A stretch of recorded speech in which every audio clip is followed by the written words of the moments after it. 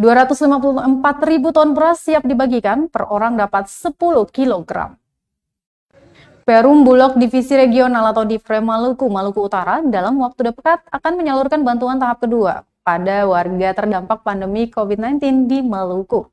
Sebanyak 254.390 ton beras telah disiapkan dengan sasaran warga ekonomi rendah yang ditetapkan sebagai keluarga penerima manfaat atau KPM.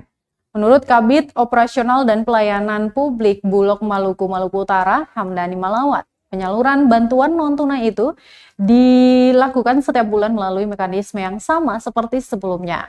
Pihaknya menyiapkan untuk Maluku sebanyak 254.390 ton, dengan rincian untuk Kota Ambon sebanyak 5.355 ton, Kabupaten Maluku Tengah 5.798 ton, Kabupaten SBB 2.934 ton, Kabupaten SBT 0,985 ton, dan Kabupaten Buru 1.860 ton, serta Buru Selatan 1.262 ton.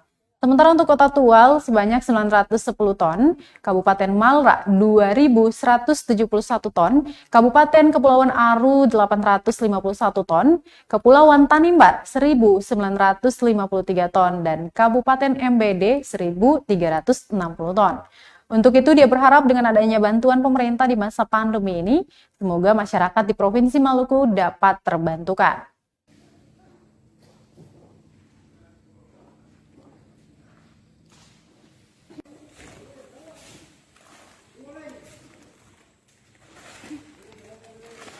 Terima kasih sudah nonton. Jangan lupa like, subscribe, dan share ya.